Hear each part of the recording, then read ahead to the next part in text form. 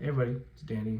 I wanted to get on here and make another political video because last week's Cranky Time inspired me to talk more and more about social issues that I am passionate about. And truthfully, I've always wanted to talk about these issues, but I never really felt like I had the outlet to do it, or I didn't really know how to do it without coming across as another YouTuber that talks about this stuff better. But after last week's rant, I felt like I wanted to come on here and talk about men's mental health and the current push towards the far right. Keep in mind, this isn't going to be a rant. I'm going to be as calm and collected as possible and try and offer up a solution for a lot of young men who are feeling very isolated and alone right now. Men are going more and more far right because we have no sense of purpose or sense of community, and people on the far left are pushing us that way. The left has essentially failed men, in my opinion, and as someone who considers himself to be left-leaning and in a lot of cases to be have socialist ideologies, I guess, especially with regards to workers' rights and economic policies, and just really not wanting to be under the boot of big corporations. I feel like the left has done nothing for us in regards to giving us a sense of community and a sense of belonging. Whenever men speak about their mental health or their struggles with regards to women or friends or work or trying to get by in life, we're kind of brushed to the side as, oh, we kind of deserve it, and it's not women's responsibility to help men. Even though that's not the case, we're not asking for women to help us or to comfort us. Matter of fact, there are a lot of gay men who are struggling with the same things that heterosexual men are struggling with. But it's just the stigma around men, which is understandable given the past actions of many men in history and even to this day with regards to many violent and physical acts that a lot of men, predominantly men, commit on a day-to-day basis. While it is understandable why the left, especially women, view men in a very negative light, to me at least, these comments or brushing off men's mental health does nothing to help the situation. In fact, it makes it worse. Especially when you got people on the far right like Andrew Tate and a lot of these podcast bros welcoming men with open arms and essentially brainwashing and manipulating them into believing their ideology on how women should be beneath them and how they need to dominate things and how they need to act a certain way in order to get where they need to get in life, when really it does nothing to help them. And truthfully, they're just doing it so they can make profit off of them. So the people on the right definitely don't care about men's struggles or men's mental health. They just want to profit off of people like us who are incredibly insecure and are lonely as hell. It's disgusting. And we have nowhere to go, a lot of us. So we gravitate towards anywhere that seems welcoming. And again, the far right are the only people who are welcoming in men with open arms.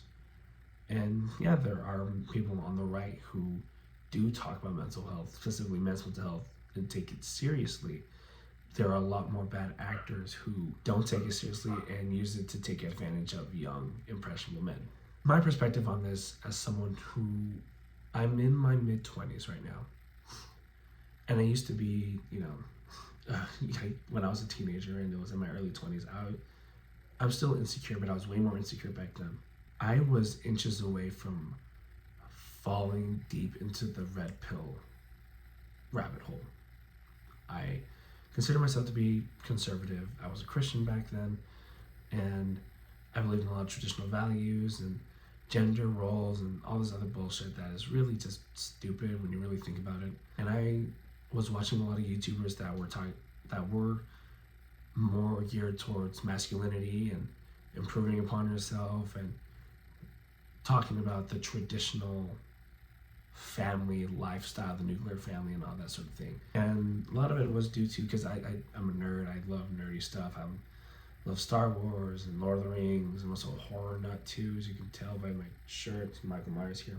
There are more far-right or centrist YouTubers talking about nerd stuff than there are people on the left. And people on the left or liberal side of things, they tend to be less critical of the stuff that comes out of like Disney and whatever else comes out. Whereas people on the far right are more critical. And as someone who enjoys these things, I'm very much critical of Disney and a bunch of other things. So they already have the upper hand because they made me feel like I was being heard and that I wasn't going fucking crazy. But that's how they get you, is that they get you like that and they start getting you to think that, oh, well, the reason why this thing is bad is because of diversity, because of women, or because of gays, or because of trans people. It's not just with media, but also with like economic issues as well, where they get you to think that it's because of the gays, because of the immigrants, because of this, because of that, and not the actual issue, which is the fucking economic system that we're all under right now is failing us. The people who benefit from it the most are wanting to keep it intact the way that it is. So they're shifting the blame towards people who, in reality, we have more in common than we don't. And that's the thing, is that they make people like me feel hurt. And that's how they fucking get you. Now, again, I am a very insecure person. I didn't have my first sexual experience until February of this year, when I was still 25. And, you know, it was great. You know, I enjoyed it a lot. And I was kind of, it helped me with my own insecurities and with my own perception of sexuality and relationships and a bunch of other things. Granted, I'm no longer with that person because of reasons that I won't get into here, but it did help me. And I'm not saying that you need to get laid in order for you to improve on your mental health. What you need is a perception change, because a lot of what we believe, especially young men, is very much a warped idea of what reality is. It's a hard thing to talk about, and it's a very scary thing to talk about, because to this day I struggle with just talking to people, not just women, but people in general, because I don't want to come across as a serial killer. And I've read a lot of stories where a lot of men are just creepy like that. So what's the solution? Well, a lot of men need to find a community somewhere, whether it be with other men or whether it be with different genders. So the solution I have, and it's not a one-size-fits-all type thing, it's very much for very nerdy people who are into this sort of thing, but play Dungeons and Dragons. Yes, this is an endorsement of Dungeons and Dragons. I shit you not. This is me telling people, especially young men who are lonely as fuck, play Dungeons and Dragons. Go on the internet, find a group somewhere. You don't have to pay to play the game. You can create a character online for free. If you want to go buy a mini for like $5 somewhere and play Dungeons and Dragons. Again, this isn't a one-size-fits-all type deal. Maybe you might even like the game, but just to have that sense of belonging, it's an option. It's a really good option. It's a very healthy option. Now, for the last thing I want to talk about, 7 years ago, my favorite singer took his life. And I still think about that a lot.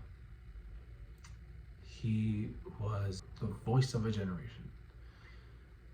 And he's just gone. Forever. And the band was on hiatus for several years. Now they're back together and making new music, and quite frankly, I'm excited for the new album. And I am really happy that they're back, despite the controversies that they are in, which to me is bullshit, which is a topic for another day. But I still think about that person's death a lot, because he wholeheartedly believed that the world would be a better place without him. Men's mental health isn't just for straight men, it's for gay men and it's for trans men. I don't want to put that out there, because a lot of men, especially straight men, who talk about men's mental health, and especially when Pride Month comes around, they're like, oh, this is Men's Mental Health Month and it shouldn't be Pride Month, this is more important. Pride Month and Men's Mental Health Month don't have to be exclusive. They can coexist, because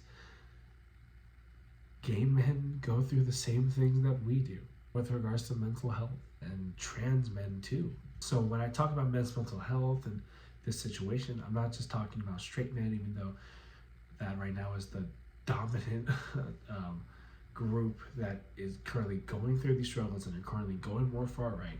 But I'm not just talking about them, I'm talking about all men, trans men and gay men and whoever, right? Whatever kind of man you are. It's a scary time we're living and we cannot afford to continue down this self-destructive path. But as I said in the previous video, I don't have hope that this country is going to get any better. But hopefully I can offer up a solution for a lot of young men who feel alone and who feel like going down these rabbit holes is the only solution. And I say this as someone who was in that place before, who is still insecure about myself, and who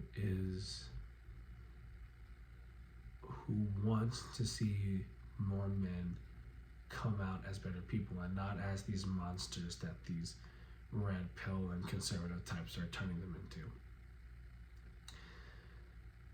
But that's all from me.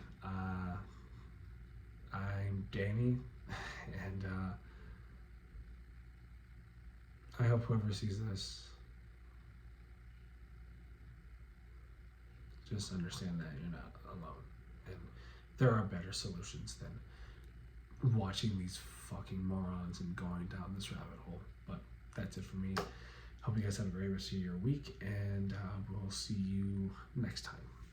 Take care.